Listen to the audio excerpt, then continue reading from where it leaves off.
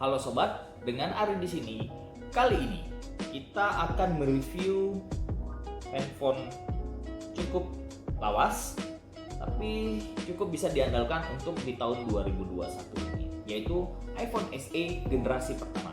Kira-kira worth it nggak ya dipakai untuk di tahun 2021 ini? Sebelum kita lanjut, jangan lupa tekan tombol subscribe, like, comment, and share supaya channel ini bisa terus berkembang dan bisa memberikan informasi-informasi terkait seputar gadget dan yang lain kepada sobat-sobat semua.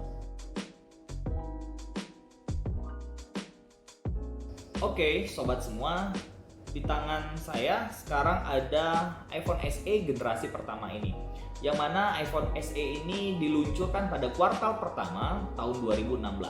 Kurang lebih sekitar 5 tahun yang lalu, dan pada saat itu ini merupakan salah satu hasil karya desain terbaik dari Steve Jobs dengan sisi mengotak yang tentunya sangat elegan sekali untuk bisa kita pakai. Namun di sini perlu kami jelaskan kembali bahwasanya kira-kira handphone ini bisa nggak ya kita jadiin sebagai daily driver untuk di tahun 2021 ini. Sebelum kita lebih membahas lebih dalam, kita bahas masalah desainnya dulu. Ya. Desain iPhone SE ini sangat mengotak dengan bentang layar 4 inci dengan kondisi layar IPS dan dibekali chipset A9 saat itu sama yang digunakan iPhone 6s juga.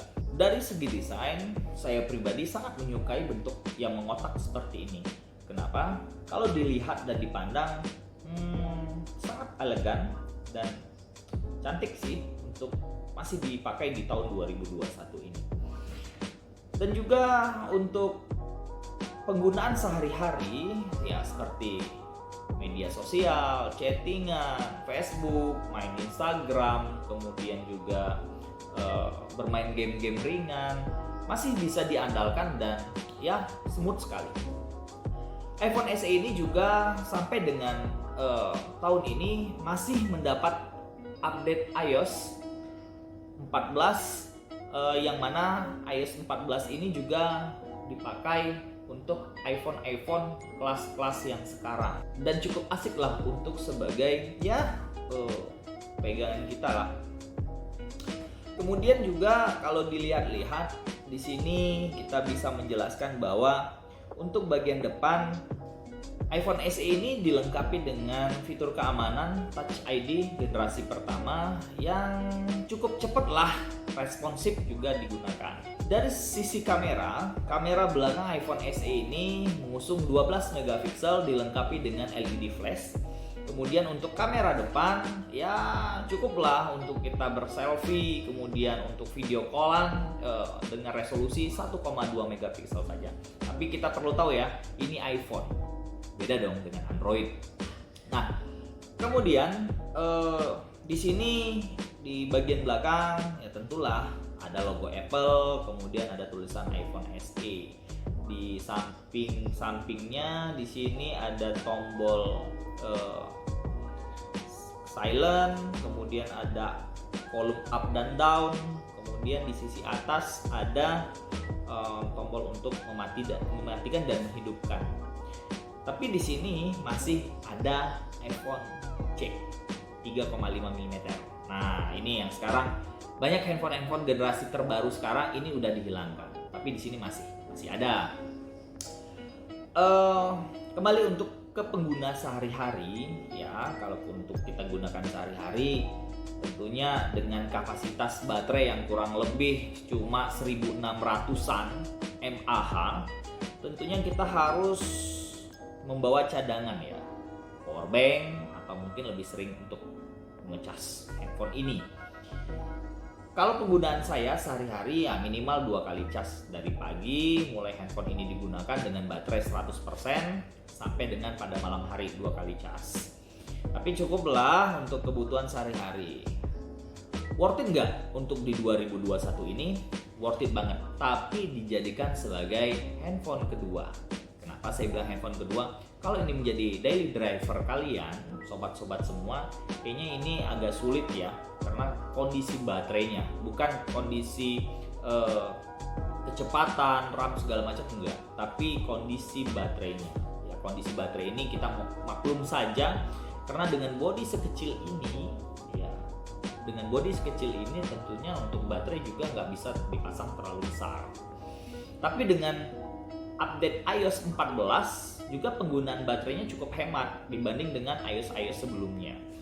Itu menurut pengalaman saya pribadi selama menggunakannya ya. Kurang lebih saya menggunakan dari tahun 2016 yang lalu ketika launching. Setelah beberapa bulan saya membeli handphone ini dengan harga yang cukup fantastis di saat itu ya. Yang namanya iPhone baru keluar, semuanya terlihat mahal saat itu. Namun untuk sekarang ya kisaran 1,5 sampai dengan 2 juta rupiah tergantung besaran gigabyte-nya. Kalau yang di sini yang dengan yang saya pegang ini itu 60 yang varian 64 GB. Cukuplah untuk menyimpan foto, video, kemudian juga musik dan yang lain-lain. Oh ya, lupa. Bahwasanya kamera iPhone SE ini, sobat-sobat semua, ini udah bisa dan mampu merekam sampai dengan 4K. Nah, bayangkan handphone sekecil ini bisa merekam 4K, yang mana dengan harga rentang 1,5 sampai 2 juta rupiah kalian bisa mendapatkan fasilitas 4K yang ada di iPhone SE ini. Bagaimana sobat? Tertarik untuk membelinya? Nah, masih tersedia kok di marketplace. Silahkan kalian buka, kalian lihat harganya, silahkan kalian pesan kalau kalian mau. Keunggulan dan kekurangan handphone ini tadi sudah banyak juga ya kita bahas juga, bahwasanya yang menjadi kekurangan satu-satunya adalah baterainya. Kalau untuk desain sih, kalau saya pribadi suka ya dengan desain ini, tapi tergantung sobat-sobat semua suka atau enggak, itu relatif ya. Kalau sekarang tergantung, ada yang sukanya melengkung, ada yang sukanya kotak, tapi kalau saya sih kotak. Kelihatan dari sisi kotak ini tegas dan elegan banget lah. Untuk penggunaan di tahun 2021 ini dengan iOS 14 itu sangat bisa diandalkan. Namun kita belum bisa berharap banyak apakah di tahun-tahun berikutnya iPhone SE ini akan mendapatkan update iOS 15 atau iOS 16, kita belum tahu. Karena dengan usia yang sudah cukup uzur ini, kita nggak tahu untuk Apple sendiri akan memberikan update iOS atau enggak ke handphone iPhone SE ini. Mungkin itu saja sobat sekalian review kita pada malam hari ini. Yang jelas iPhone SE ini kalau saya pribadi sih untuk dijadikan sebagai handphone kedua saja. Worth it-nya, tapi nggak terlalu worth it untuk dijadikan handphone utama atau dari driver kalian. Sekian dan terima kasih, berjumpa kembali di sesi berikutnya. Salam sehat dari saya. Ciao.